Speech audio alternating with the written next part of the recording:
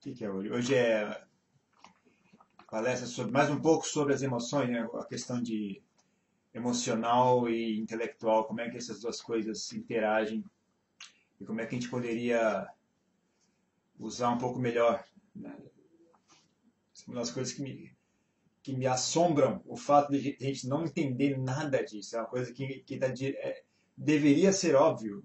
E mesmo para mim nunca foi óbvio, né? Só depois que eu fiquei muitos anos como monge, praticando meditação e tendo ah, que encarar esse assunto, né? Tendo que lidar com isso de forma direta, que a coisa começa a ficar mais visível.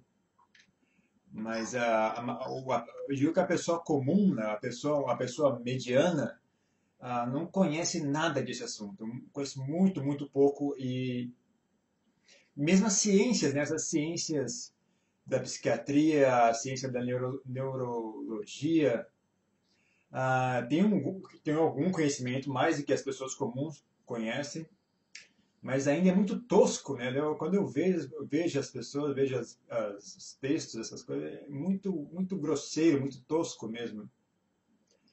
Ah, em geral, porque as pessoas estudam isso em alguém, elas não estudam isso em si mesmas, né? Elas usam uma segunda pessoa como para tentar estudar esse assunto. Então, o acesso, né? O ponto de contato que você tem é apenas os olhos, né, e os ouvidos. Então você tem que apenas ouvir o que a pessoa diz, tentar imaginar, e tentar entender, né, o que a pessoa diz, tentar observar a reação emocional da pessoa fisicamente. Ou então você constrói uma máquina que tenta traduzir em forma de imagens, né, os estímulos elétricos do cérebro, essas coisas. Então está limitado apenas a dois sentidos, que é a visão e a audição. Então, o seu contato com esse fenômeno é muito, muito limitado. Então, realmente, esse assunto é para ser estudado em si mesmo, né? Não ser estudado nos outros. E é por isso que eu acho que às vezes a psiquiatria parece uma coisa muito tosca, um conhecimento muito grosseiro, né? Desse assunto.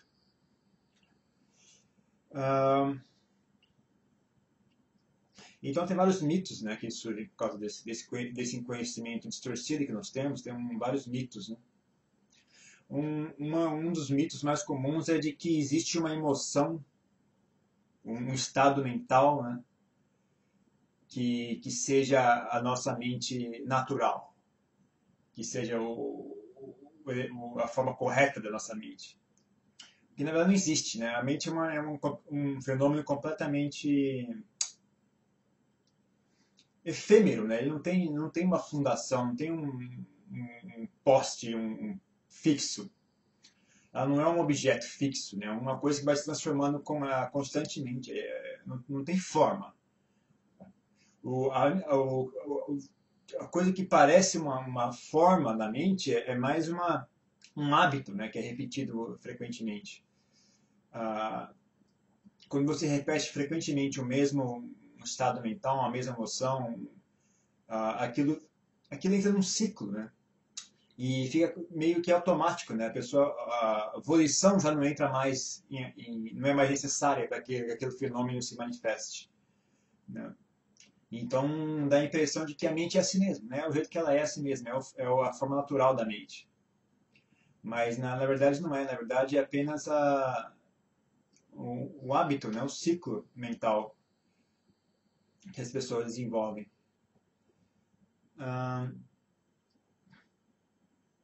segundo o ensinamento do Buda, né, o que você poderia chamar de ah, a forma natural da mente, né, a forma correta, quando a mente volta ao normal, seria Nibbana, né, o estado de Nirvana. Mas não é uma emoção, né? Muita gente tem muita gente que acha que diz que pensa que compaixão, por exemplo, é o estado normal da mente. Não é o estado ah, transcendental da mente, sabe? É apenas mais um estado, mais uma atividade da mente. Né? Amor, por exemplo, amor, que ele fala Deus é amor. E tem gente que acha que a natureza intrínseca da mente é amor, é compaixão. Não é, gente. A mente são apenas atividades que a mente realiza. Né? É verdade que existem atividades que são mais básicas e que a gente vai construindo em cima daquilo. Né? Então, tem vários níveis, várias camadas. Então, uma das camadas mais anteriores é a camada da amizade, do bem-querer, você pode dizer, do amor. É uma camada bem anterior da mente, mas não é o núcleo da mente. Não tem.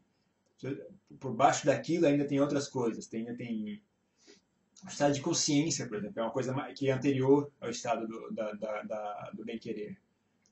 Então, existe um estado de consciência pura, então, que a pessoa está apenas ciente, né? Sem colorir com nenhuma forma de emoção. E mesmo esse estado de ciência, né, eu não sei dizer se isso também é o estado primordial da mente ou é apenas um estado condicionado. Né? Realmente, Nibbana é algo que o Buda jamais descrevia. Né? Ele propositalmente não descrevia e falava que é uma atividade inútil, né? Tentar descrever a experiência de Nibbana. Ele apenas dava símiles, e pelos símiles que ele dava, a gente entende que é algo bom, algo desejável, algo melhor do que nós temos aqui. Mas o que é exatamente, ele não descrevia e falava que é um fenômeno, uma atividade inútil, não gera benefício tentar descrever. Que para mim não é problema, eu acho que para mim faz muito sentido, é uma coisa que não faz parte desse. Linguagem é um fenômeno muito tosco também, muito relativo, muito grosseiro, né? Então, linguagem funciona de uma forma muito condicionada. Então, basicamente, o que acontece é que você só sabe falar sobre as coisas que ambas pessoas conhecem. E linguagem é uma coisa inventada, então você tem que inventar uma palavra para falar. Então, não adianta você inventar uma palavra sozinho na sua imaginação e se outras pessoas não inventarem a mesma, não adquirirem aquela palavra, o conceito daquela palavra, você fala sozinho e ninguém entende nada. Né? Então, a linguagem é um fenômeno social, então não há verdade na linguagem. E uma vez que muitas poucas pessoas têm experiência de Nibbana, então ela não tem como falar sobre aquilo com a gente, porque a gente não conhece aquela experiência. Então ela pode falar, mas a gente não entende nada. Né? Então não tem nem vocabulário, e mesmo que existisse vocabulário para descrever exatamente o que é Nibbana, a gente nem entende nada, porque são coisas que a gente nunca experienciou. Então o importante é isso, não seja muito... Não tem essa crença, né, de que existe uma forma correta, uma forma natural de configurar as emoções, de que é a forma correta. Na verdade, não é bem assim. Você pode escolher bem. Você pode ter existe bastante opções, né, de como configurar a si mesmo. Né? Você pode inventar a si mesmo. Tem várias formas de ser uma boa pessoa. Tem várias formas de ser uma pessoa saudável. Você não precisa entrar num padrão pré-definido, porque aquele é o padrão correto, aquilo é a ordem divina. Não existe isso, na verdade. Na verdade, você deveria pegar como ponto de referência o que é que funciona, mais do que uma ideia teórica. Né? Você poderia ter um approach muito mais prático. O que é que funciona bem, o que é que dá bons resultados, né? Como é que você configura a sua mente e de forma que você se sente confortável, e saber que aquilo funciona e aquilo é confortável.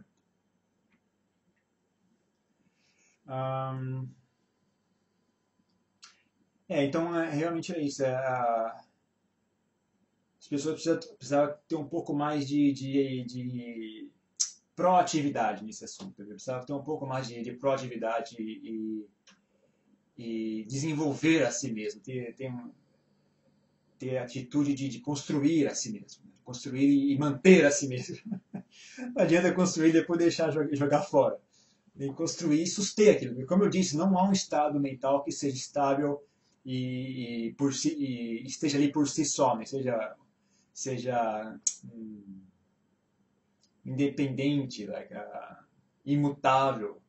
Não existe nenhum que seja realmente dessa natureza. Todos os estados mentais têm que ser sustidos. Então é um trabalho constante, na verdade, é um trabalho constante de manutenção.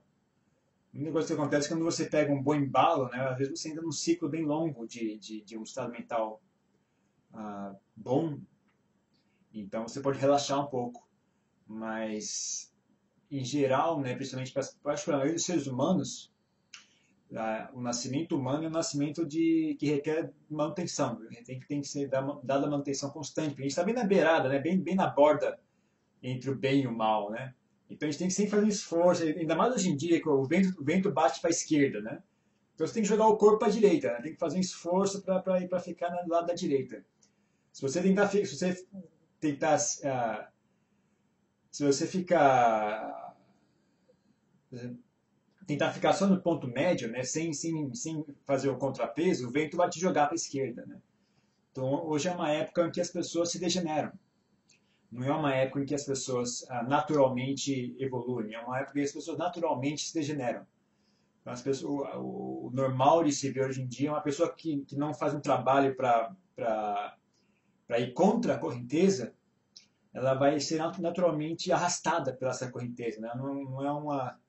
Não é um riachozinho que a água está vindo suave, né? A água está vindo forte. Né? Então, se você simplesmente sentar dentro da água, a água te arrasta. A situação hoje em dia é essa, né? Se fosse uma aguinha bem levinha, né? Você senta na água ali, fica tranquilo, você não vai para lugar nenhum, fica parado. Mas hoje em dia não é bem assim. Hoje em dia, se você sentar ali na água, você vai arrastado, vai ser arrastado. Então precisa ser um esforço, né? Muito maior do que as pessoas de fato fazem para manter esse estado mental útil, saudável, manter uma mente saudável, manter uma mente benéfica, uma mente que ajuda, uma mente que não atrapalha, que não a maioria das pessoas se prejudicam a si mesmas mais do que ajudam. Né? Eu já vi mais de uma pessoa aqui na Tailândia, mais de um dos mestres aqui na Tailândia, falar que as pessoas hoje em dia estão, em geral, elas morrem pior do que nasceram. A maioria esmagadora de pessoas morre pior do que nasceu. Então, a vida das pessoas hoje em dia não está sendo muito benéfica, né? Honestamente falando.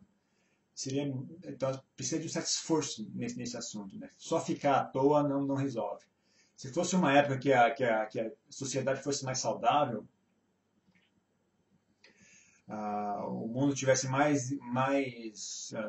digamos, mais em harmonia com o Dharma, então, só você ficar à toa ali, né, você pelo menos ia manter um certo nível, mas hoje em dia não é bem isso o caso. Né? Hoje em dia, a maioria das pessoas estão piorando. Conforme o tempo vai passando, as pessoas estão ficando piores. Né? Então, várias pessoas, eu já vi dizer que as pessoas estão morrendo pior do que nasceram hoje em dia. Então, é necessário um esforço.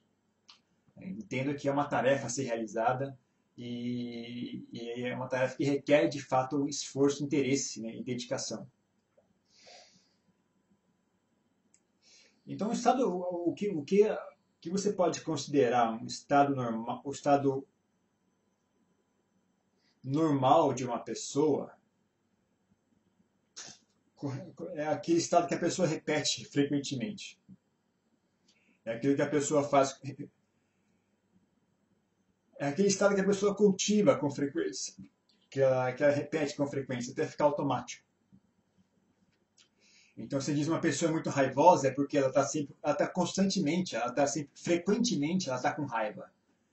E ela cria os mecanismos de construir essa raiva. Né? Então, ela cria os mecanismos mentais que fomentam a raiva. Então, não é o caso, não é a raiva não é um objeto fixo, né? Uma bola de cristal que é dentro da pessoa. Na verdade, é uma coisa que vai sendo renovada constantemente. O que a pessoa faz, ela cria gatilhos, né? Que quando ela entra em contato com algo, aquilo começa a despertar o padrão mental da raiva. Então, quando ela chega num local, né, a primeira coisa que ela começa a achar todos os defeitos, né? O que está tudo tá errado aqui, onde é que está errado, aqui está errado, aqui. Então, ela olha uma pessoa, ela começa a achar todos os defeitos daquela pessoa, né? Começa a ver tudo de errado que aquela pessoa fez, começa a imaginar.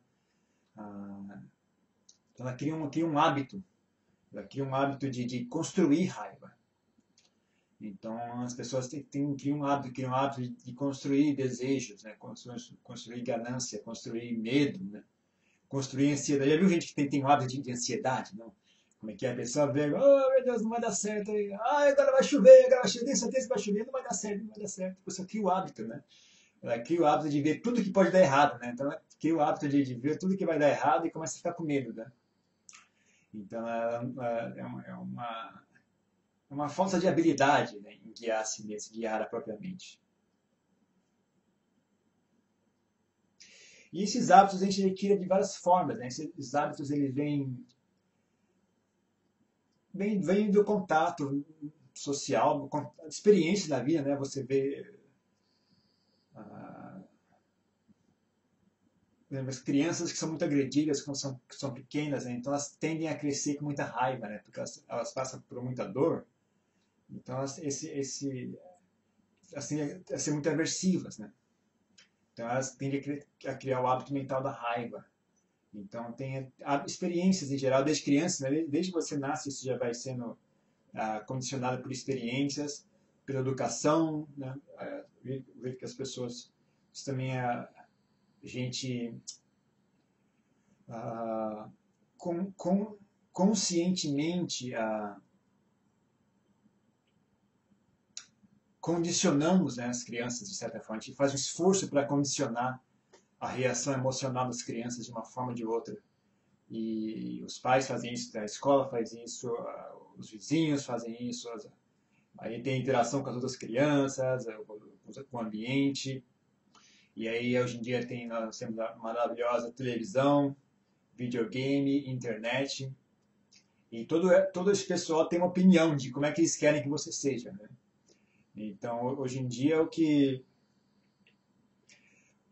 a forma como a sociedade condiciona as pessoas é basicamente para desejar. Então, você é educado a sempre desejar algo, a sempre estar sempre desejando, sempre buscando algo, e nunca ficar satisfeito, né?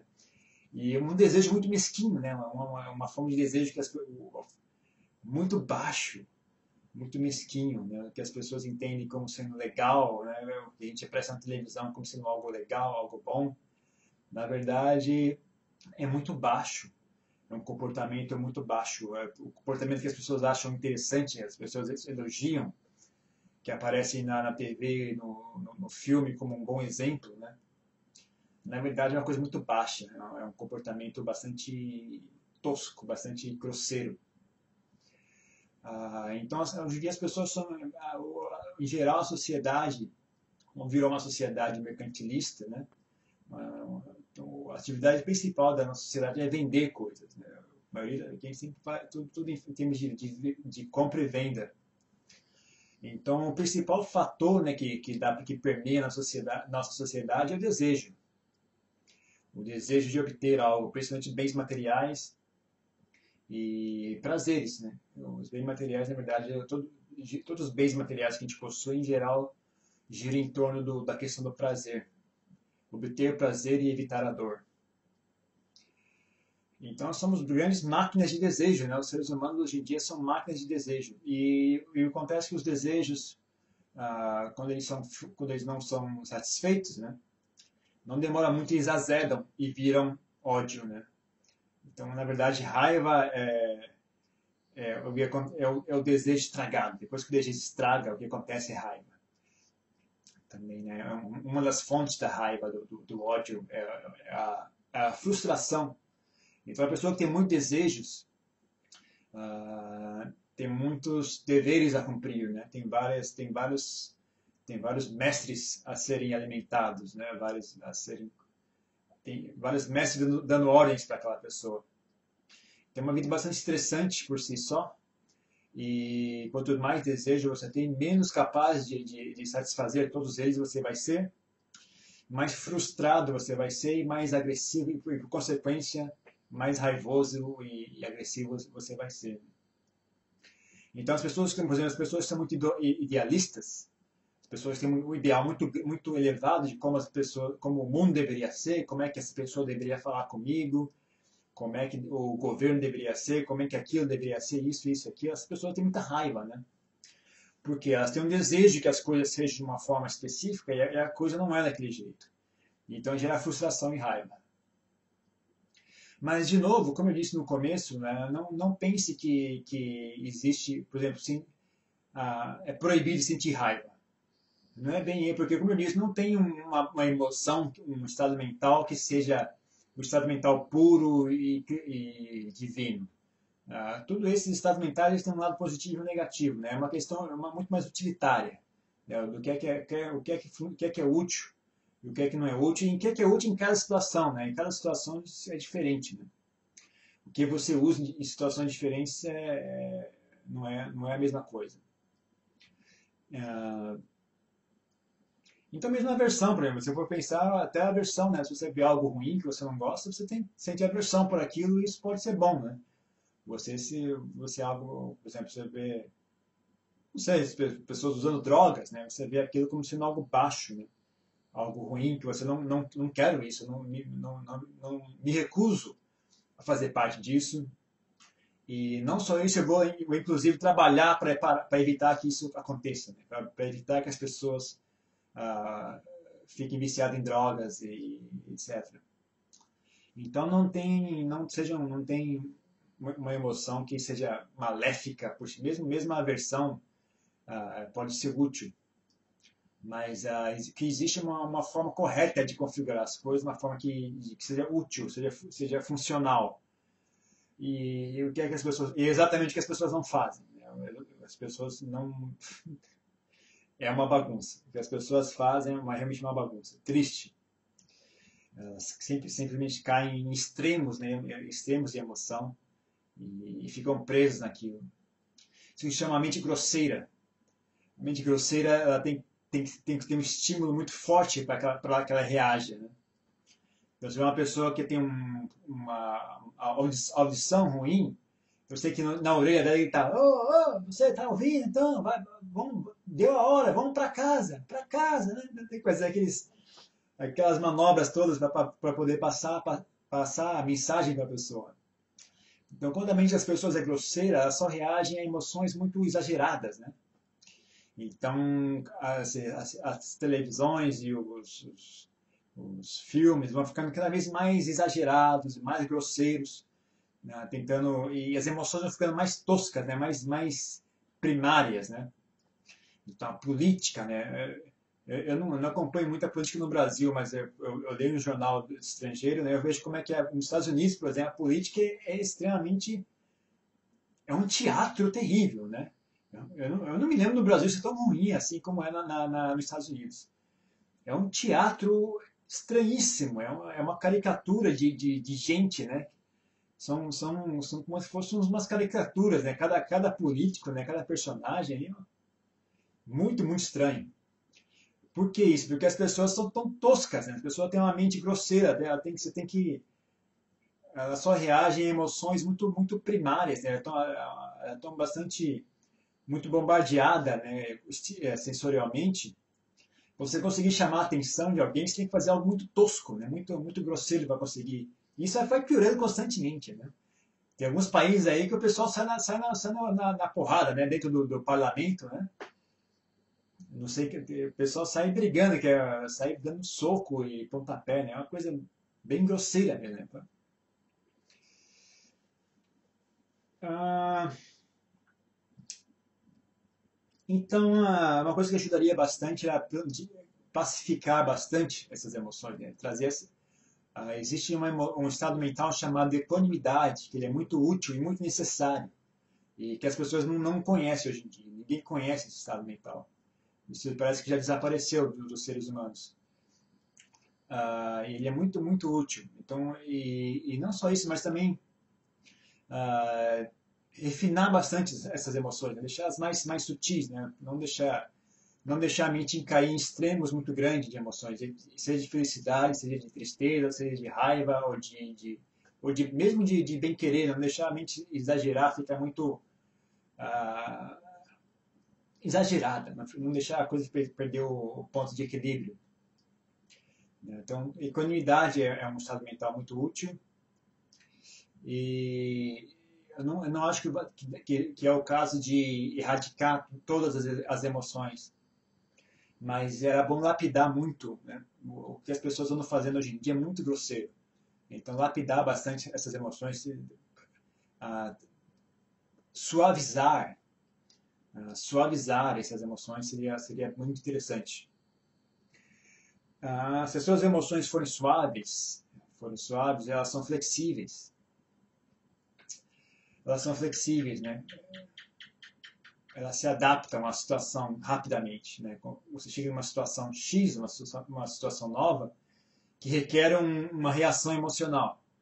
E aí você vai saber, você vai ter habilidade, né? Vai ter flexibilidade em se adaptar para aquela situação nova da forma mais apropriada.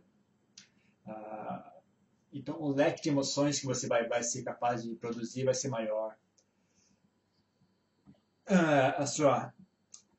Seu conhecimento vai ficar mais fácil entender essas emoções. Se elas forem mais suaves, né? Fica mais claro olhar e enxergar o que elas são, como é que elas funcionam.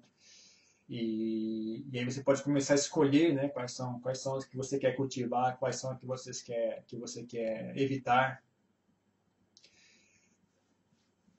Então, esse é um dos motivos pelo qual reduzir um pouco a carga de estímulo sensorial é tão útil. Porque isso ajuda a diminuir a excitação emocional, né? Então, se eu simplesmente diminuir, por exemplo, parar de assistir televisão, diminuir a quantidade de jornal que você lê, ler só assim, as notícias mais importantes mesmo, só o que tem diretamente a ver com a sua vida, e reduz um pouco, porque esse mundo não acaba, gente, ele vai bagunçando para sempre, né? Você acha que um dia você vai a ideia é assim, vamos ver tudo está errado e vamos consertar. Esquece. Se isso acontecer, isso não é mundo. Né? Se o mundo humano virar um paraíso, vão ter que procurar outro lugar para construir o mundo humano, porque isso é assim mesmo, ele tem que ser assim. Tem que ter um lugar igual a esse. Tem que ter um local igual a esse. Então, não é questão de tentar fazer o mundo, os seres humanos virarem anjos. O propósito do mundo humano é justamente esse, ele funciona assim mesmo, é para isso que ele está aqui. Então não esquente muito a cabeça, não há necessidade de tanta ansiedade assim, consertar o mundo. Né? Eu acho que uma atividade muito mais interessante é consertar a si mesmo. Seria uma coisa muito mais útil, mesmo para o mundo inteiro, né? Seria uma coisa muito mais útil se você consertasse a si mesmo do que consertar, obrigar as outras pessoas a encaixar na sua ideia do que é certo e errado.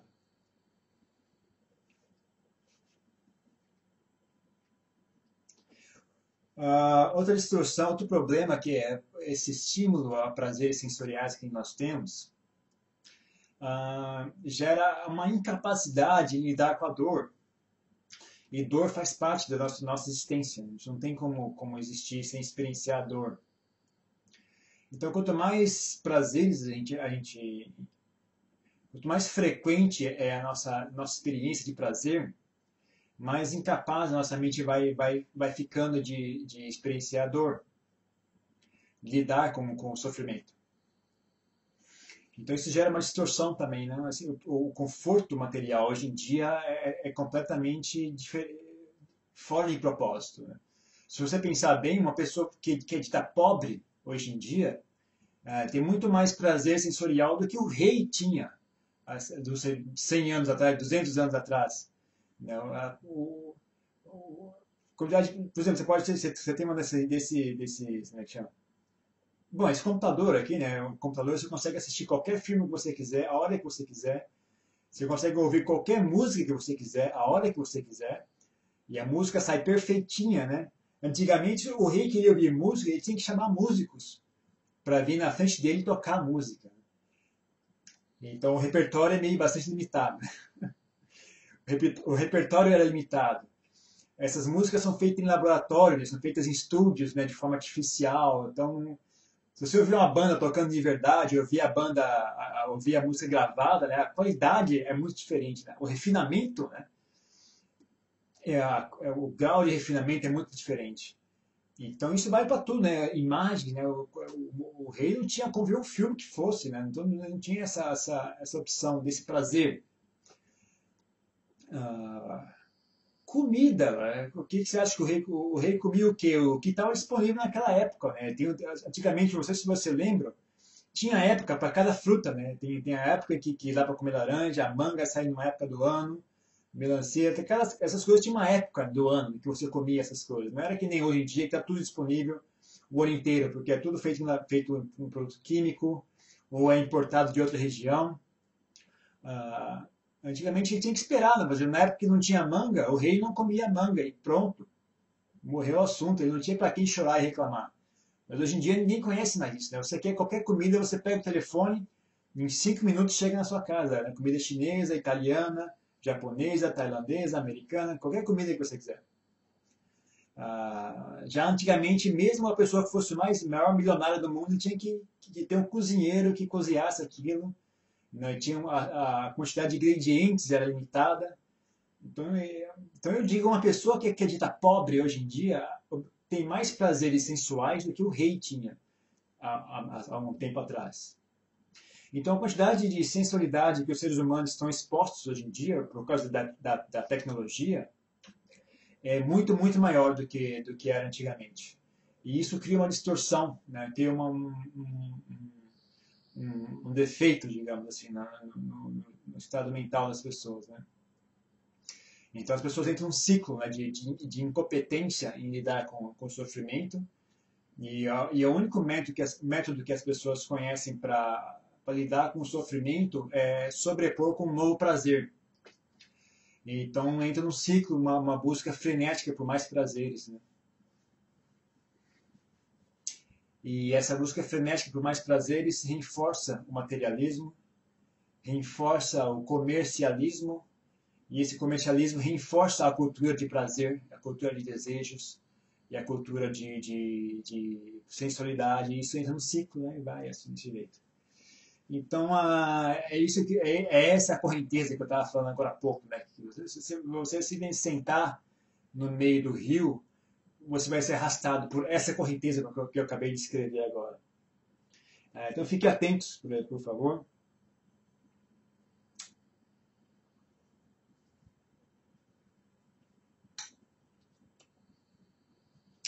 Principalmente porque os estados mentais, os estados mentais que como eu disse, que irritam a mente, né, que danificam a mente, geram dor em si. Isso gera um prazer superficial e uma dor muito profunda, né? Então, gera um prazer superficial. O prazer fica na superfície, mas por dentro a dor vai criando raízes, né? As causas da dor as raízes da dor vão se aprofundando. E aí a pessoa vive só na superfície, né? Que é onde está o prazer. Ela não tem nem coragem de olhar para debaixo da superfície, né? Que é onde está a dor mais forte, né? A dor vai ficando pior ali dentro, né? E a pessoa vai viver de forma mais e mais superficial, mais e mais grosseira, que a gente estava falando agora há pouco. Mas também tem como eu falei, o hábito mental que você repete frequentemente entra num ciclo, né? Entra num ciclo automático. E basicamente você vira aquilo. Você vira aquele estado mental. É aquilo que você vira. Eu sou isso, né? É o que a maioria das pessoas vão entender. Eu sou dessa forma. Então a pessoa que tem muita raiva, ela fala, eu sou assim, minha personalidade é essa, eu sou uma pessoa assim. E ela não faz nada para mudar aquilo. E pior de tudo, aviso as pessoas, né? Você já deve ter observado, mas ninguém para refletir sobre isso, né? Ninguém tem tempo, né? Todo mundo muito ocupado se divertindo. Mas se você reparar, você vai ver que as pessoas, conforme elas vão ficando mais velhas, elas vão ficando presas em 2 ou 3 estados mentais apenas. E eu acho que isso não só é o hábito, mas também tem uma questão neurológica envolvida, que o cérebro da pessoa não consegue mais criar novas conexões, né? Então ele acaba rodando dentro daquele sistema que é o mais corriqueiro, né? Conforme os neurônios vão morrendo, a pessoa perde opções. Não tem mais opções de estados mentais, né? Acaba ficando presa a 4 ou 5 estados mentais apenas. E esses 4 ou 5 estados mentais são aqueles que você repete frequentemente. Então, você deve ter reparado pessoas de mais idade às vezes são ranzinzas. As pessoas reclamam, resmungam o tempo inteiro. Tem muita gente de idade assim, né? Com mais de 70 anos, as pessoas começam a ficar desse jeito. Ou o que quer que seja, né? As pessoas, ou às vezes uma lembrança, né? As pessoas ficam relembrando o que aconteceu no passado e ficam só rodando naquele ciclo, né? Elas ficam presas naquele estado mental. A pessoa tem muita saudade do algo que ocorreu no passado, então a pessoa vive relembrando aquilo, né? E com o tempo o cérebro dela se degenera e ela não consegue mais fazer outra coisa, a não ser aquilo. O mais comum que eu vejo é resmungar. Os velhinhos gostam de resmungar, que as pessoas têm o hábito de resmungar e reclamar e vai ficando velho. Até pelo mesmo processo de envelhecer, né, a pessoa vai ficando com. É um processo que gera aversão em muitas pessoas. Então a pessoa fica com raiva de si mesma, né, porque perdeu a beleza, porque perdeu a força, perdeu o local de destaque que ela tinha na sociedade anteriormente. Então a pessoa fica com aversão a si mesma, né, e fica com hábito de aversão, e fica resmungando, reclamando. E depois de um tempo a pessoa não sabe fazer outra coisa. Ela fica falando sozinha ali, reclamando e resmungando o tempo inteiro. Então fiquem atentos, saibam que o estado mental que vocês repetem frequentemente, principalmente quando nos últimos anos das suas vidas, vai ser o estado mental que vocês vão ficar presos. Então eu recomendo meta. Eu recomendo amizade. Você quer ficar preso no estado? Fique preso no estado mental agradável.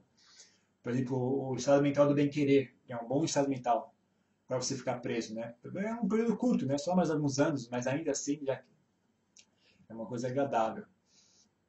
E se você ficar preso no estado mental agradável, por exemplo, o estado mental da amizade, as pessoas gostam da sua presença, né? Então você é um velhinho, mas você vai ser um velhinho cheio de amigos, a família vai cuidar de você, os seus vizinhos vão vir te ajudar, vão te trazer remédio, vão trazer comida, vão levar você para passear. Mas se você for um velho chato, né, ninguém vai ter muito saco para ficar perto de você. Então, recomendo. Isso é sério, gente. Sabe, vocês estão, nós todos, eu também, nós todos estamos caminhando em direção a isso, né? É bom a gente pensar nisso. Na verdade, o que acontece após a morte ainda é pior do que isso. Isso ainda é leve comparado com o que acontece após a morte. Que mais nós poderíamos falar? Eu não queria falar muito. Já que essa vai ser a última palestra, eu queria deixar mais tempo para perguntas. Mas só mais um aviso que também que é uma coisa que eu sempre penso, tem que falar isso. Cuidado com as emoções disfarçadas. Deixa eu beber uma água aqui.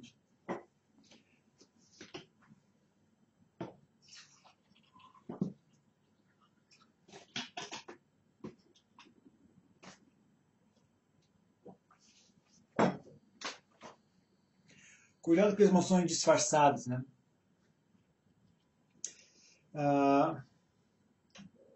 Vaidade gosta muito de disfarçar de compaixão.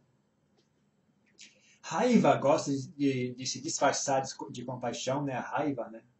Pessoas às vezes fazem as coisas achando porque dizendo, né, mentem para si mesmas, fazem para ajudar, mas as pessoas elas fazem porque elas têm raiva.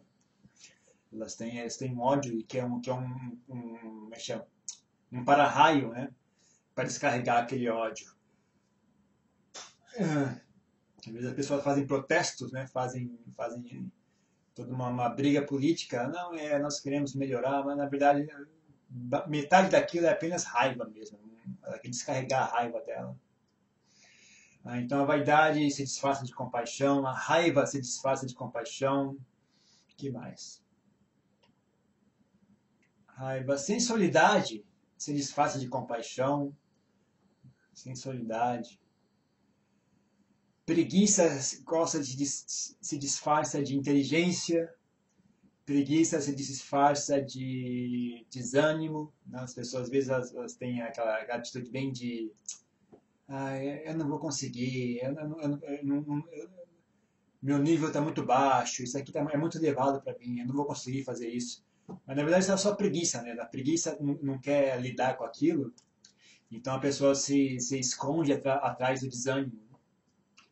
Preguiça se disfarça de desânimo, preguiça se disfarça de inteligência, preguiça se disfarça de equanimidade. Às vezes a pessoa, tudo bem, eu vou ficar aqui bem equânime, não vou mais. Na verdade é preguiça, porque eu estou com preguiça de ficar. Então, fique atento a esse fenômeno, né? As emoções se disfarçam.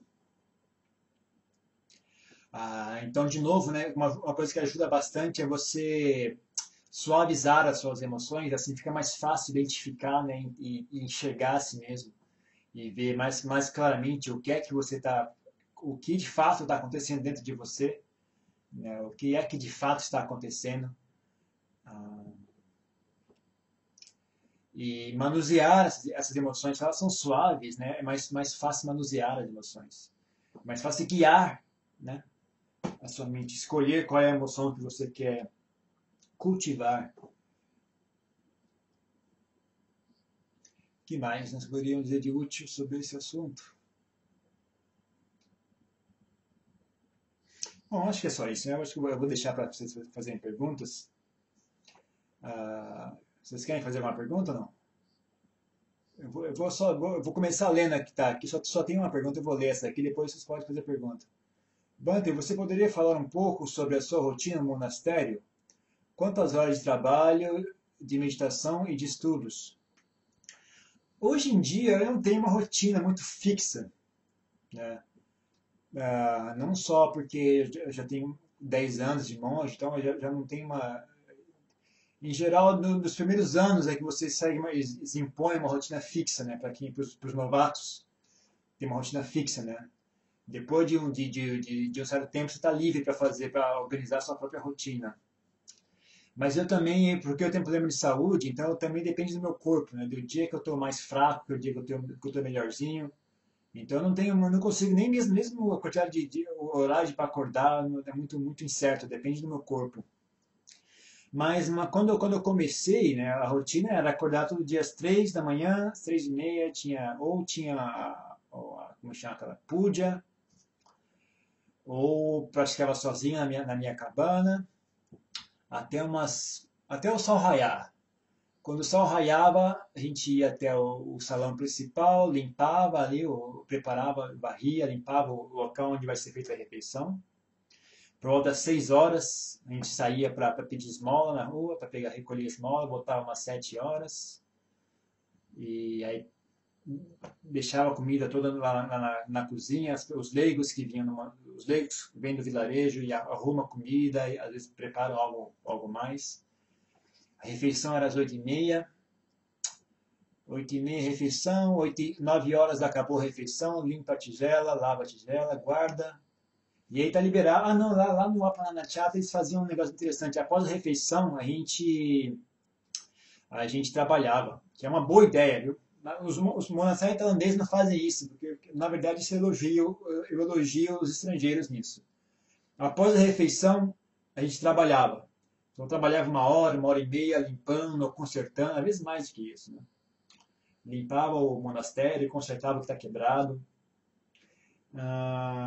E aí você tem tempo livre. Aí depois desse tempo em diante é livre para você ir meditando ou estudar. Não tinha. Geralmente no Universidade de Floresta não tem aulas fixas, né? Você sentar e tem um professor que vai ler um texto para você e você memorizar. Não é bem assim. Monastério de floresta, geralmente, você tem liberdade, né, de fazer seu próprio tempo, né, estudar o quanto você quer. Tem uma biblioteca, e aí você vai lá e escolhe o que você vai ler de acordo com o que você achar apropriado. E aí era isso, né? Às vezes à noite aí você ficava ali meditando, trabalhando, lendo, se você quisesse. Então, às vezes, por exemplo, você medita uma época que você pega bem pesado na meditação, até o seu corpo começar a doer, até começar a doer as costas, doer as pernas, aí você pode tirar para mim eu fazia isso às vezes, né? Eu meditava muito, às vezes começava a dar muita dor, meus tendões começavam a doer, começava a ficar inflamado mesmo, começava a dar inflamação, né, de tanto meditação. Aí quando eu cometi esse erro, né, às vezes eu descansava. Aí nessa época eu estava meio machucado, então eu estudava mais do que meditava. Então pegava lá o Anguttara Nikaya, o Samyutta Nikaya, e aí nessa época eu lia mais do que meditar.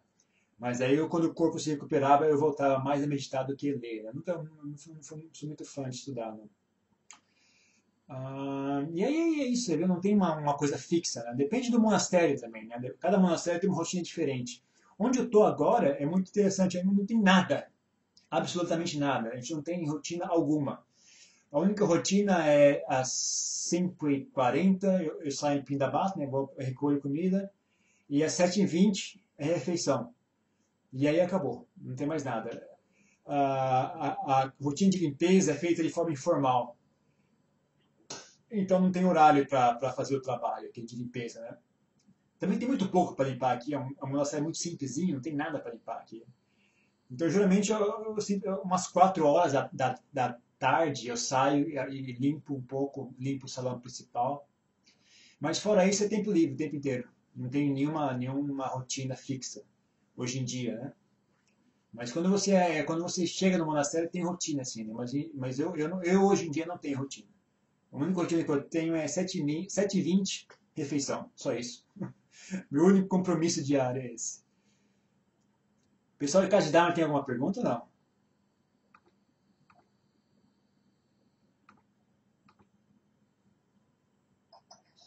Diga. Tudo bem. Cultivar formas de cultivar emoções positivas. Você falou muito em cultivar emoções, né? Uhum. Vejamos. Formas de cultivar as emoções positivas.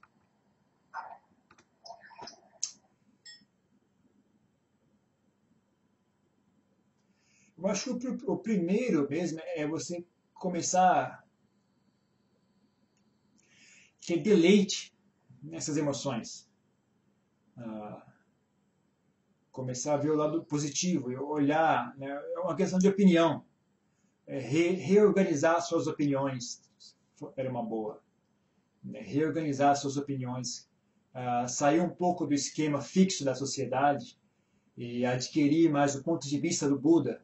O Buda recomendava, né? Ele tinha, se você olhar o Sutta Pitaka, ele recomenda, né? Ele dá bastante exemplos, ele dá bastante símiles, né? Comparações, né? Então ele compara com algo bom ou algo ruim. Né? Então é bom você adquirir aquele ponto de vista, né? É muito útil. Aprender a lidar com a sua mente, né? Não deixar a sua mente fora de controle, criando emoções negativas, emoções ruins que prejudicam a si mesma, prejudicam as demais pessoas, né? Aprender a lidar com a mente, aprender a guiar a mente. Então, nisso, a prática de meditação é muito boa. Né? Você senta consigo mesmo e começa a guiar a mente, né? Tenta sintonizar a mente de uma forma ou de outra. Né? E isso é o mesmo princípio que você usa, né? No dia a dia. Né? Você aprender a lidar com a mente. E pensamento, linha de raciocínio é uma das maiores fontes de emoções que a gente tem. Então, de que forma você raciocina, que linha de pensamento você cultiva, né, gera emoções. Então, pensar de forma a gerar emoções úteis, as emoções que você deseja possuir. Então, desenvolver linhas de pensamento. Né? Então, é bom, né, desligar a televisão e pense, né, pense na vida, pense no mundo. Né? Veja como é que você consegue você reage ao mundo ao seu redor de acordo com a sua interpretação, de acordo com a sua interpretação do que você enxerga. Então, você sentar e reinterpretar o mundo de forma a gerar amizade, por exemplo, de forma a gerar perdão, de forma a gerar equanimidade, reinterpretar. Então, senta e reinterpreta aquilo que você experienciou hoje em dia. Hoje você passou por uma experiência e fez você ficar com raiva, por exemplo. Se você tiver tempo, vai em casa, né? Desliga o diabo da televisão, desliga aquele negócio, senta em silêncio e pense de novo, né? Reinterpreta o que aconteceu naquele dia, né?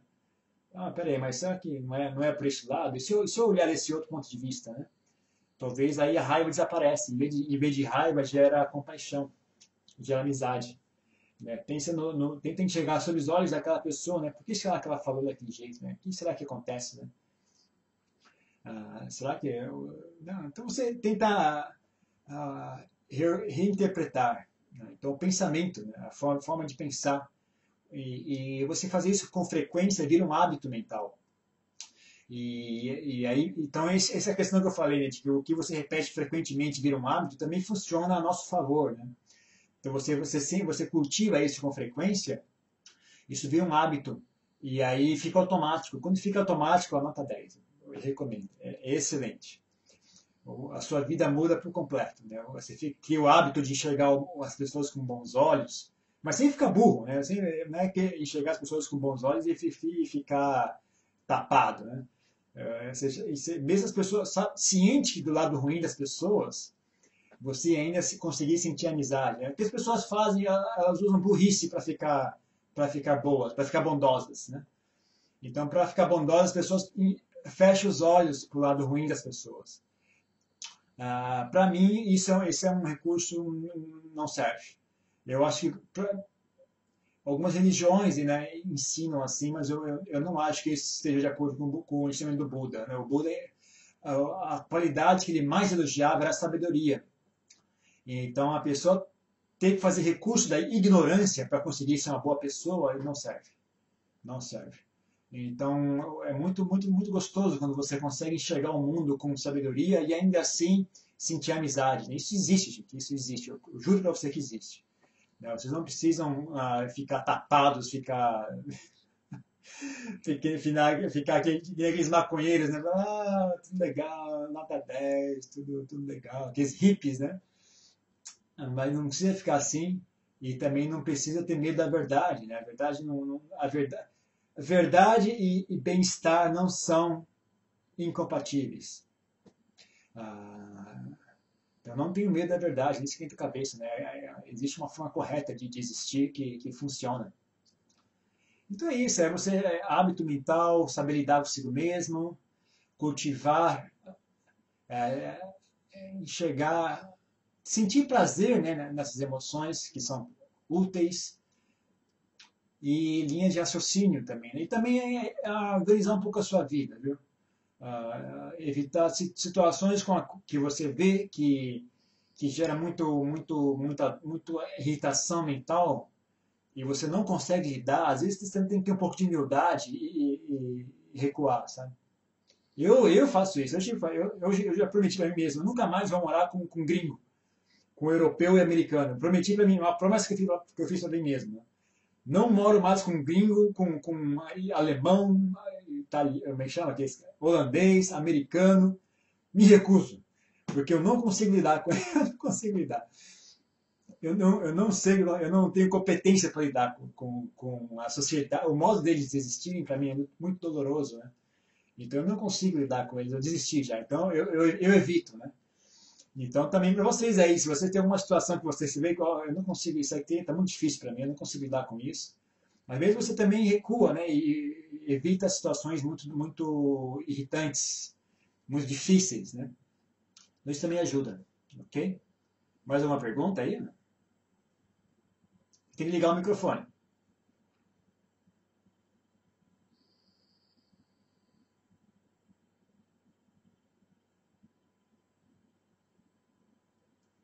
Não ligou. Agora ligou. Agora desligou de novo. Liga de novo que desligou. Tá piscando aí, ó. Agora sim. Fala. Diga. Então, eu queria fazer uma pergunta, mas em vez de fazer a pergunta, eu vou dar um exemplo. Então, outro dia uma pessoa falou assim para mim, aconteceu uma coisa que aconteceu na vida dela. Ela falou, eu estou sentindo muita tristeza e raiva. Aí falei para ela, a gente não devemos colocar nossas expectativas em coisas transitórias. E não há nada de errado em sentir tristeza e raiva. Apenas respire nesses sentimentos, nessas emoções que elas se transmutam. Dá um comentário, explica um pouco melhor, porque essa parte é o contrário do que a Gisele perguntou, né? A gente sabe que Bom, eu vou fazer, não vou ficar fazendo pergunta muito comprida.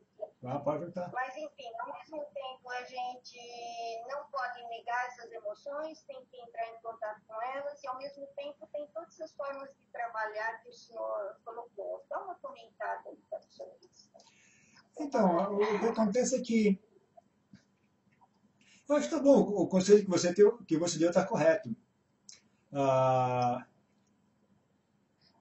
eu também sou partidário disso, viu? Eu não sou muito partidário em consertar emoções, sou mais partidário de o fato de você estar ciente daquilo te dá um certo controle sobre a situação. Então, o fato de você estar ciente te dá a capacidade de lidar com aquilo sem ser escravo da situação, né? Então, esse é um aspecto de por quê? Porque quando você passa uma experiência ruim, você não fugir daquela experiência, mas encare, né? Não, você achar que fugindo você vai evitar a dor, né? Mas na verdade, se você encarar a dor, você também consegue lidar com aquilo de forma saudável, né? De forma mais útil do que fugir. Então, tem um pouco mais de confiança, né? nas capacidades de si mesmo, né?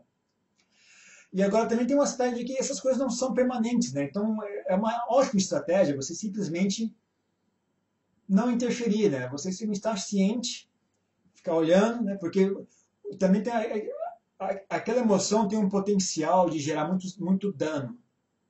Então tristeza, tem gente que corre suicídio, tem gente que usa drogas por causa da tristeza, por causa da depressão. Tem gente por causa da raiva, né? Mata outro ser humano, ou toma decisões estúpidas, né? Por causa da raiva. Então você tem que estar atento, né? Você tem que estar ciente do que está acontecendo, até para você ter cuidado. Tipo, opa, tem um perigo aqui, né? Então tem que ficar de olho naquilo. Mas não há necessidade de tanta ansiedade em desfazer aquele fenômeno. Porque se você ela é insustentável. Nenhuma emoção é sustentável por si mesma. É autossuficiente. Todas as emoções são condicionadas, todos os estados mentais são condicionados. Então, e as condições vão mudando constantemente na vida de uma pessoa. Então, você vê uma pessoa, por exemplo, que, sei lá, um parente muito querido morreu. Né, uma pessoa que ela amava muito morreu. Aí a pessoa fica naquela depressão, não vou mais conseguir viver, eu não consigo mais, não vou mais conseguir viver desse jeito. Olha, honestamente, vai. Se você no dia seguinte você vai sentir fome, no dia seguinte você vai sentir vontade de ir no banheiro, depois de um tempo você vai ficar cansado de ficar em casa, você vai querer ir na rua, e aí você vai beber um guaraná, aí você vai querer ir no cinema. É uma coisa natural, sabe? No primeiro momento, aquela emoção sobrepuja, né, toda a experiência da pessoa. Mas com o tempo, né, até pelo fator de que uma coisa que é repetida frequentemente perde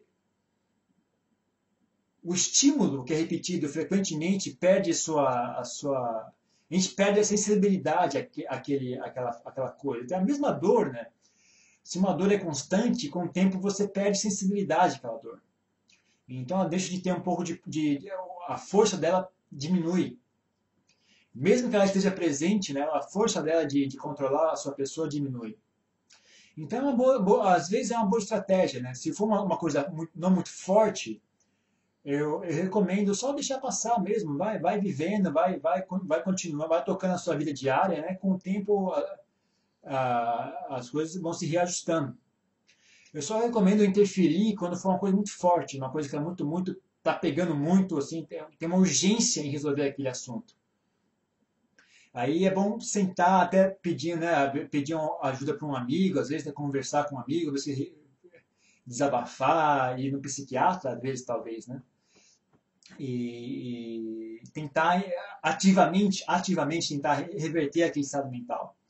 Mas não negligencie essa estratégia, de só deixar passar mesmo, né? Vai deixa para lá, toca a vida para frente, não tem problema.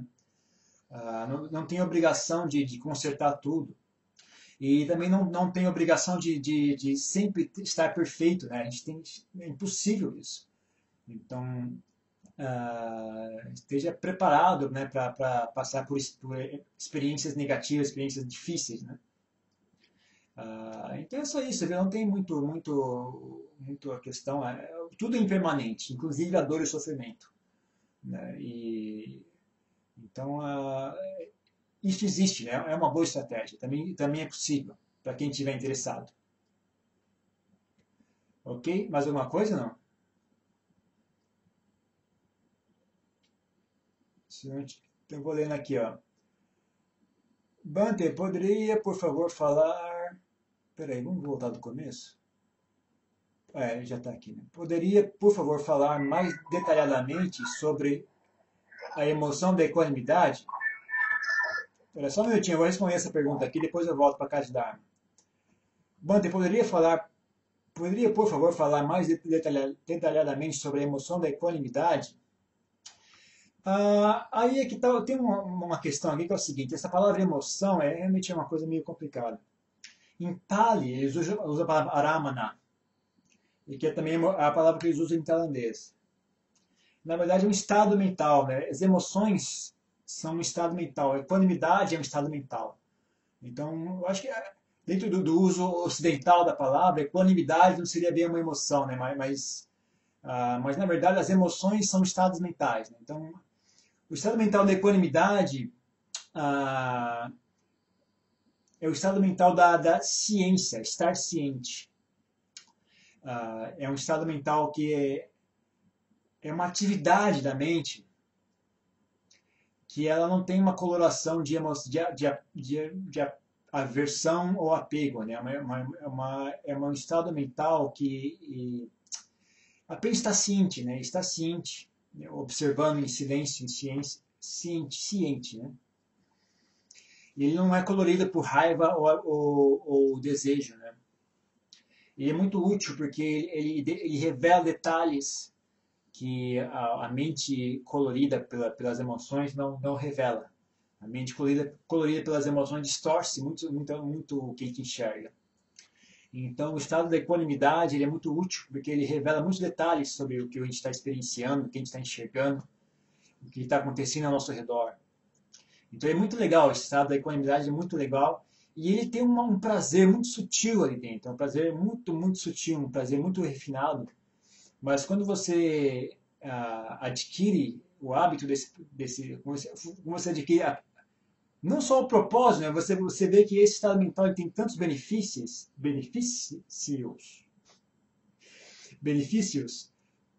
mas ele é agradável. Com o tempo você consegue reparar isso, né? Tem a ver com você observar os diferentes níveis da mente.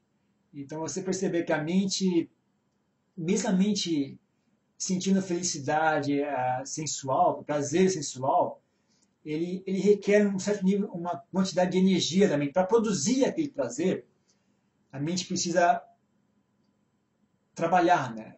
Ela gasta energia.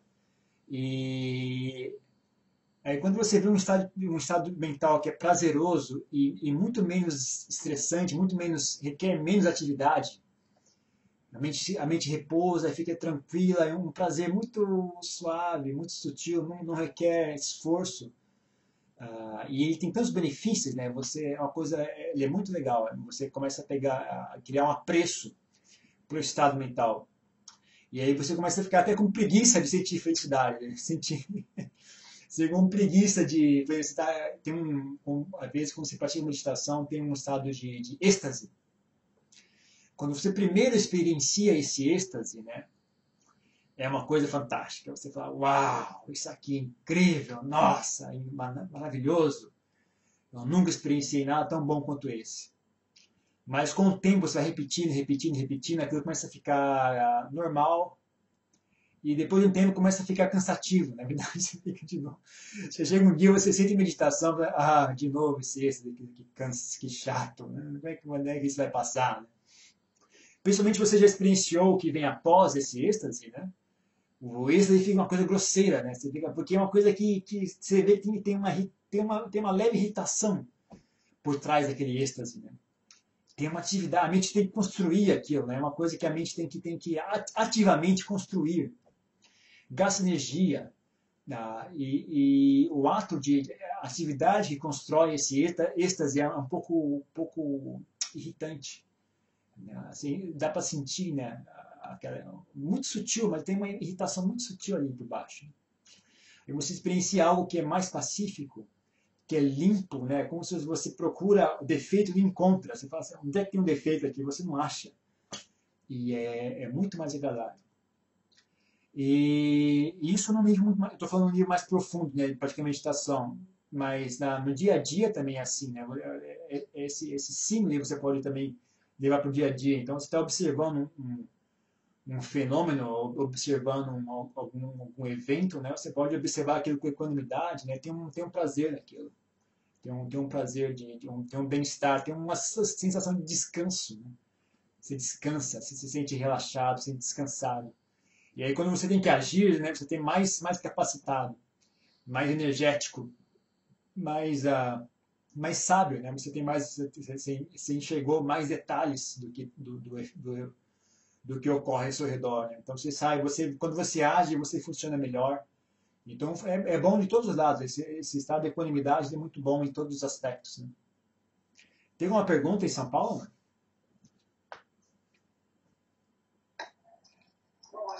Eu queria fazer para você uma pergunta sobre a minha prática. Por exemplo, acho que quase um mês, por aí, eu tenho me atentado mais ao aspecto da concentração. E aí, a questão das emoções, né, na mente, para mim estão funcionando um pouco assim como um pulso elétrico. Eu não estou fazendo muita identificação da própria emoção com a situação fora dela, só emoção na mente, entendeu? Então parece que fica assim um espaço, né? Porque a gente trata de uma maneira totalmente diferente se for desse lado. Eu não sei se eu estou correta e se existe um tempo de adequação disso, né? Porque, por exemplo, uma raiva, né? Você é um curso elétrico, não pegando muito a motivação dela, né? Eu tenho uma raiva. E aí eu cesso, estou trabalhando muito nisso, necessários, antídotos. Então parece que a associação ao externo fica muito desvinculada, né? Fica só assim, eu não sei se você pode me ajudar. Eu acho que não tem que ajudar em nada, eu acho que tá certo. Na verdade, a fonte dessas emoções é de fato a mente e não o evento externo. Isso, na verdade, eu acho que tá bom. Eu gostei do que você está falando, do que você falou. É bem por aí mesmo. Continue nessa linha. Estude mais a emoção e a mente, né? A fonte das emoções não é o externo. O externo é apenas o que acontece se você se condicionou a reagir emocionalmente de forma X perante situação Y. Isso é um condicionamento, isso não tem nenhuma verdade nisso. Não tem nenhuma... É apenas um condicionamento. O mais interessante é você observar isso mesmo que você está falando, observar as emoções surgindo na mente e realmente elas estão desvinculadas do evento externo. O evento externo é apenas um ponto de contato muito efêmero com as emoções. Mesmo quando você não tem um estímulo exterior, elas continuam sendo produzidas. Às vezes, se você continuar estudando, o que você vai enxergar é que a mente tem apego por emoções, não importa qual seja. Ela simplesmente quer alguma coisa, não importa o que é, né? Então ela começa a produzir qualquer coisa para poder ter algum estímulo. Né? A mente tem apego, vício por estímulos. Então ela vai produzir aleatoriamente, mesmo que não tenha razão para ficar com raiva, ela começa a produzir raiva, porque ela quer um estímulo. Ela simplesmente quer um estímulo. Ela tem a sensação de eu. As emoções são uma das principais funções que elas realizam. Elas alimentam a sensação de eu. Então a mente tem esse apego ao tal do eu, então ela começa, quando, se não há motivo para ficar com raiva, ela inventa algum motivo. Se não tiver nenhum motivo mesmo, ela fica com raiva sem motivo algum. Não tem crise. A mente é extremamente descarada nesse assunto. E isso não é só as emoções, viu? Até estímulo sensorial, né? Quando você vai praticar meditação, você consegue fechar o mundo exterior, você consegue fazer a mente voltar para si mesma. Então a mente não tem mais estímulo sensorial, não tem mais sons, não tem mais imagens, mas ela ainda tem um desejo pelo estímulo sensorial. E o que ela faz? Ela começa a produzir sozinha. Né? Se você não vai me dar imagens exteriores para eu consumir, então eu vou produzir minhas próprias imagens. Então ela começa a produzir um mundo de imagens, um mundo de sons, de sensações físicas. Né? Ela começa a produzir sensações físicas. E sem conexão com o mundo exterior. Né? Então fica, às vezes, fica meio louco, assim, né? Uma coisa meio sem muita razão. Né? Então fica realmente assim, não tem um vínculo com o que a gente está acostumado a conhecer como fazer sentido, né? Não faz muito sentido, porque o nosso sentido está baseado numa experiência exterior. Então, quando a mente volta para si mesma, ela começa a produzir mais sensações, só que sem o vínculo exterior. Então, a sensação que tem é isso que você falou, né? A sensação de algo que está meio desvinculado, algo que está meio sem propósito. Mas isso não está errado, na verdade isso é assim mesmo. Né? O que acontece é que você está experienciando a mente agindo, né? nesse nível mais sutil. Então, mesmo que não tenha razão para sentir raiva, mas aí você descobriu uma nova razão para ela sentir raiva, porque ela quer alguma experiência, não importa o que seja. Tem muito a ver com o que a gente chama de Bhava Tanha. Bhava Tanha. É o desejo por existir. Então, ela quer colorir a existência dela com alguma emoção. Se não tiver razão para sentir uma emoção, ela ainda assim produz a emoção. Mas, então, não tem problema nenhum. Continue praticando nesse nível, vai praticando, vai observando esse processo.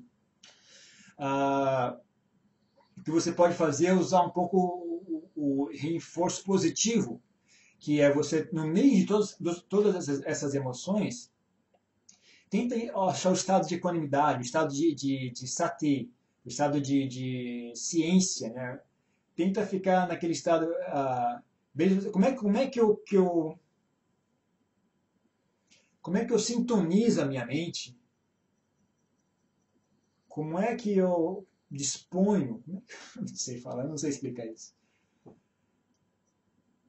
Como é que você configura a sua mente de forma que ela consiga suster esse estado de ciência, né? Estado de uma mente ciente e equânime. Como é que faz? Como é que eu manipulo a mente? Né? Como é que eu tenho? Quanta energia eu boto? Quanta energia eu não coloco? Aonde que eu coloco essa energia? Em que local eu coloco essa energia? Como é que eu configuro? Como é que eu tenho que? É uma coisa que não tem como explicar. Você tem que experienciar por si mesmo. Então, se você quiser reduzir essa produção de emoções, primeiro é não enxergar elas como fenômenos passageiros, né? Não levá-las a sério. E segundo, é tentar botar mais e mais do seu esforço consciente e nutrir esse estado de atenção, estado de ciência, né? De consciência, sati. Né? E tentar nutrir isso, tentar permanecer o mais tempo possível nesse estado, né? E até isso ficar um hábito, né? Até ficar fácil, até virar habitual, até ficar algo mais ou menos constante. Né? E aí isso vai ajudar bastante, né? Vai diminuindo basicamente o que a mente quer, ela quer existir de alguma forma. Ela tem desejo por existir na forma de uma entidade. Um bom recurso é você oferecer uma entidade mais saudável para ela ser. Então você pode ensinar ela a ser sati, ser sabedoria, ser bem-querer, né? Então você está construindo, mas você está mudando o seu ser. Mas então não é nibbana, mas é algo que é mais útil, é algo que dá é como se fosse um ponto de apoio, né? Então você está reconstruindo quem você é. Então você, em vez de ser essas emoções todas, não é questão de você se anular. Não precisa ter medo, então eu vou virar um vegetal. Não é bem isso, não. Na verdade, você vai virar uma pessoa muito, muito ativa. Só que vai ser um tipo diferente de pessoa. Né? Você vai ter uma mente bem, bem afiada, extremamente sábia, ciente, extremamente perceptiva, né? Uma coisa muito, muito refinada, como a mente fica perceptiva. E muito saudável, e tem um estado de bem-estar constante, assim, um bem-estar muito suave e agradável. Então não tenha medo, né? Não tenha medo desse fenômeno que você está experienciando, pode ir praticando à vontade, não está errado. Então não tenha medo do cessar dessas emoções, de você, se essas emoções desaparecerem, eu vou virar um vegetal. Não vai, tem algo mais dentro de você além disso. Além dessas emoções que vêm e vão aí, tem algo mais ali dentro, pode confiar. E procure nutrir essa capacidade da equanimidade, da atenção, né, de sati.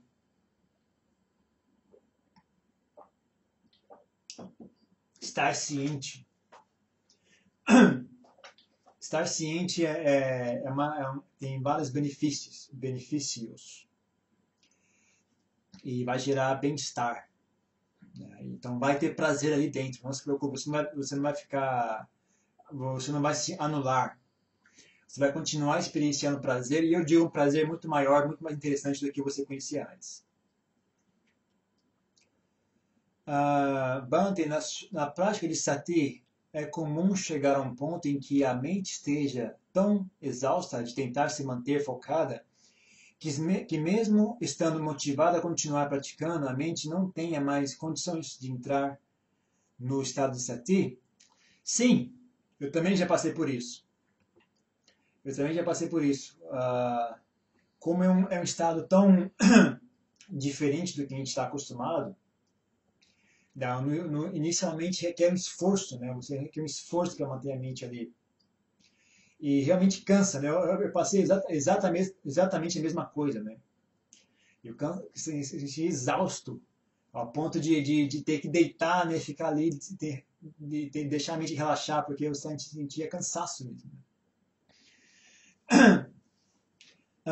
Eu não fiz nada para resolver esse problema, eu simplesmente continuei praticando. Não me lembro, eu me lembro de ter tido esse problema. Eu cheguei a perguntar para um mestre sobre isso, eu lembro perfeitamente. Sempre que eu cheguei no monastério, eu era anagarika ainda, eu era aquele vestido branco, né? Eu nem era noviço ainda. Acabado de chegar no monastério, eu me lembro de ter tido esse problema, eu lembro de ter perguntado. Não lembro qual foi a resposta. E também não lembro de ter feito nada para resolver isso, apenas continuei praticando. Com o tempo você vai ficando hábil, então fica menos cansativo. Mas não tenho nenhuma recomendação não a fazer. Eu acho que é só continuar praticando, não esquentar a cabeça. Né? Bom, descanse, né? Descanse. Quando você estiver exausto, né? Descanse. Apenas tome cuidado para não deixar a sua prática muito, muito dolorosa, né?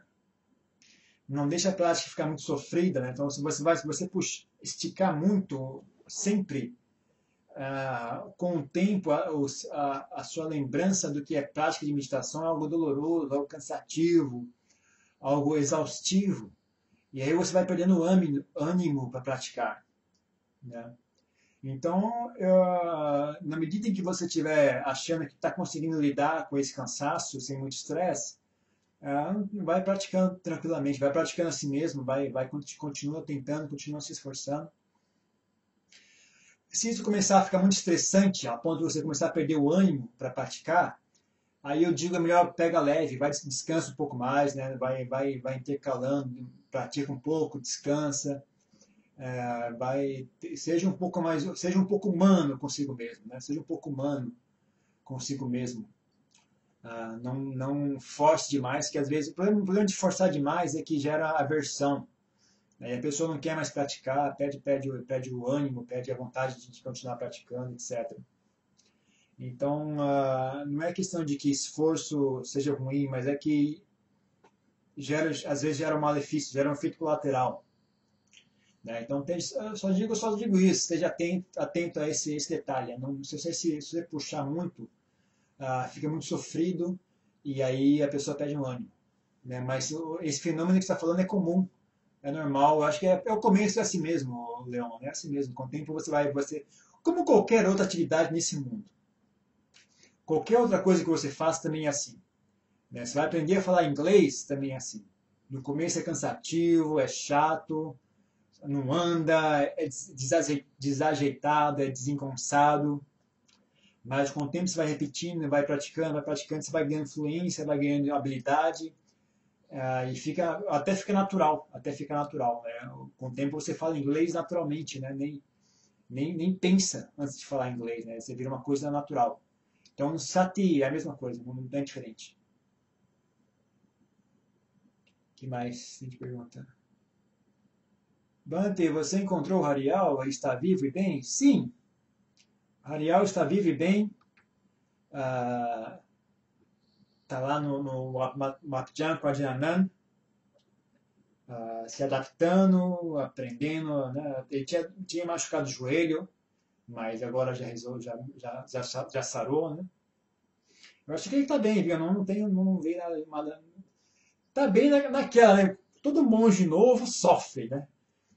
Primeiros anos como monge é um sofrimento. Né? Ele está bem, mas está no nível considerando a situação de ser um monge recentemente ordenado, ele está ótimo. Né? Tá muito bem. Mas todo monge novo sofre. Né? Primeiros anos como monge é sofrimento. Né? Todo novo ambiente, né? Um novo modo de existir, né? Um novo modo de pensar, um novo modo de agir. Né? Só você vestir o manto, aprender a fazer coisas básicas, né? Vestir o manto e sair, andar descalço, né? Recolher a comida, tal. Uma refeição por dia, aprender, né? Aquela etiqueta dentro do monastério, como é que funciona, lidar com todo. Aí todas as regras você lidar com você se abstém de prazeres sensuais, né? Como é que a mente reage a isso, né? Não é fácil, né?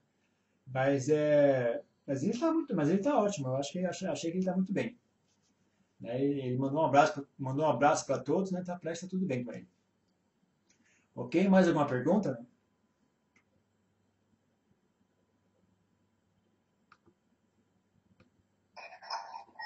O fato das pessoas serem diferentes quer dizer que as pessoas têm que lidar de acordo com o jeito que elas se conhecem a si mesmas. Se a pessoa tem dificuldade assim de terminar uma tarefa, de começar e não terminar, ela tem que pensar nisso. As pessoas sendo diferentes, elas têm que pensar em si próprias e esquecer um pouco o lado externo, né, como o senhor citou, e cuidar mais do lado interno, né? Não ficar pensando que parece que tudo é muito diferente, né? Às vezes as coisas parecem muito iguais. As pessoas todas reagem igual ao sofrimento, à raiva. E às vezes as coisas parecem um pouco diferentes. Às vezes a pessoa não liga para coisas benéficas, para ações boas, só pensa nela, tem uma vida boa, vive a vida dela e está muito feliz e tal. Daí você fala, nossa, isso é uma coisa dela, né? Uma coisa pessoal dela. Às vezes as pessoas parecem diferentes, às vezes elas parecem iguais. Se o senhor comentasse um pouquinho sobre esse negócio de signo, que a pessoa parece que ela tem mais propensão para raiva, tem mais propensão para cobiça. Quer dizer, a gente teria que analisar isso em nós para ver qual a nossa propensão pior e cuidar talvez dos... Sim. Questão de diferente e igual, duas coisas. O motivo pelo qual, em geral, a gente recomenda as pessoas terem a si mesmo como ponto de referência é porque, sendo ser humano, nós já temos várias qualidades que poderiam estar sendo utilizadas. Por exemplo, se você tentar imitar uma pessoa, é que você vai desperdiçar as suas próprias qualidades. Então, cada pessoa tem uma configuração diferente de qualidades e defeitos. A princípio, você poderia dizer o padrão é mais ou menos igual em todas as pessoas. Da mesma forma que o nosso corpo. Né? O nosso corpo, eles seguem o mesmo padrão. Né? Todos os nossos corpos humanos, né, têm o mesmo padrão. Mas nossos corpos não são iguais. Né? Uma pessoa não é exatamente igual à outra. Né? Por isso que cada um tem... Por isso que a foto da identidade funciona. Porque cada pessoa tem um rosto diferente. O corpo dela não é igual. Mas segue o mesmo padrão. Segue o mesmo padrão. E na mente isso é ainda mais presente, né, esse fenômeno. Né? É bom conhecer a si mesmo. Eu recomendo, eu acho que uma estratégia mais inteligente é conhecer bem a si mesmo, enxergar os seus defeitos, enxergar as suas qualidades e trabalhar daí em diante. Né? Construir em cima do que já está ali. Né? Em vez de pegar uma pessoa externa como ponto de referência e tentar imitar aquela pessoa, né? tentar artificialmente se transformar naquela pessoa. Apesar de que não é impossível. Não é impossível. Pode ser uma estratégia. Eu acho que é viável, mas eu não me sinto confortável com a estratégia. Mas é viável. Eu acho que alguns budismos ensinam assim, né? Você pegar o Buda como ponto de referência e tentar virar o Buda. Eu acho que está correto, né? Tá legal. Não vejo. Também não é o fim do mundo. Mas o meu estilo é esse. Eu gosto. Minha prática tem sido essa. Foi e tem sido essa, né? Então a minha prática é bem experiencial minha, da minha parte. E então o que eu recomendo das pessoas é isso, é o que funciona para mim, né? O que eu acho que as pessoas enxergam o que é de bom nisso, né? E o que eu vejo de bom nisso é que todo mundo tem qualidades, né? Então você construir a partir das qualidades que você já possui, torna o trabalho muito mais agradável, do que ficar fazendo algo. O problema é o seguinte, o gap, né, esse espaço entre você e a pessoa que você quer se transformar é muito, muito desconfortável, né? Você fica... Se você tentar se transformar num ideal, você pegar um ideal como ponto de referência e eu vou virar esse ideal, basicamente você está completamente errado, né? O ideal que está longe de si, e tudo que você tem agora está errado, está insuficiente, né? Então você dá um parâmetro muito, muito longe e cria um desconforto, né? Cria um espaço vazio, né? Para você preencher, talvez seja um pouco... gera tensão, gera ansiedade. Né? Eu acho mais interessante você pegar o que você já tem e expandir aquilo, né? É que nem você fazer iogurte, né? Você pega a bactéria que já existe, coloca no leite e aquela bactéria então se multiplica, né? Então você aumenta a produção do iogurte e vai mais rápida, né? Melhor qualidade também. Eu gosto mais disso, viu? Eu gosto mais de trabalhar. Então você focar em si mesmo, né? Olhar as suas qualidades, olhar os seus defeitos e trabalhar aquilo. Mas ciente de que você está dentro do mesmo padrão de todos os outros seres, não é apenas os seres humanos. Né? Todos os demais seres, inclusive os animais. Os animais são idênticos aos seres humanos. As reações emocionais dos animais são idênticas às humanas. Exato o mesmo padrão. Eu não vejo diferença alguma. O exato mesmo padrão. Reação de raiva, reação de medo, reação de amor, de amizade, de desejo, de aversão, exatamente igual, não vejo diferença nenhuma. E eu olho muito, né? Eu gosto muito de estudar os animais. Então, eu vejo que é idêntico, viu? Eu não vejo diferença nenhuma. Então, então isso também é uma informação interessante de se ter, né? Não ficar somente focado em si mesmo e fechar completamente os olhos para o resto do mundo, né? E esteja ciente, né, de que você também... porque assim você pode ganhar com a experiência alheia, né? A maior vantagem disso, né, é você também ser capaz de ganhar com a experiência alheia. E até mesmo é um certo alívio, né? Você saber que outras pessoas são iguais a você, né? Então você... Porque dos grandes alimentos do ego é a ideia de ser único, né? Todo mundo quer, né? Todo mundo quer ser único. Né? Por alguma razão estranha, ser igual é extremamente desagradável ao ego. Não sei porquê. É incrível, as pessoas querem ou ser a melhor pessoa do mundo ou quer ser a pior. Ninguém quer ser igual. É realmente fantástico. Né? Eu reparei isso, quando eu era adolescente eu tinha reparado isso. Né? Ninguém quer ser igual, todo mundo quer ser pior ou melhor. Mas ninguém quer ser igual. E eu lembro disso, eu lembro que essa história me causou uma impressão muito forte, né? essa reflexão, porque é o que faz as pessoas serem tão medíocres. É o que faz com que as pessoas sejam tão medíocres. É justamente esse desejo por ser melhor que os outros, ou ser pior que os outros. É o que faz. No final das contas, justamente o que acontece é o seguinte: o fato de que você quer ser diferente faz com que você fique igual. Somente quem sabe que é igual é de fato especial. A pessoa que está ciente plenamente, né, de que eu sou igual às demais pessoas, essa pessoa ganha uma força, ganha uma qualidade especial que as demais pessoas não possuem. Porque todo mundo pensa em si mesmo como sendo melhor ou pior. E, portanto, todo mundo é igual. Então, é um paradoxo. É um paradoxo. Então, quanto mais diferente você quer ser, mais medíocre você acaba ficando. Mais ordinário, mais comum você fica. Então é uma dualidade, né, que existe, né? É um paradoxo mesmo, né? Você ficar essa ideia de ser diferente, mas ao mesmo tempo ser igual. Então talvez você uma boa opção você trabalhar em âmbitos, né? Você dentro do âmbito da sua prática particular, não, então você lida consigo mesmo de forma individual.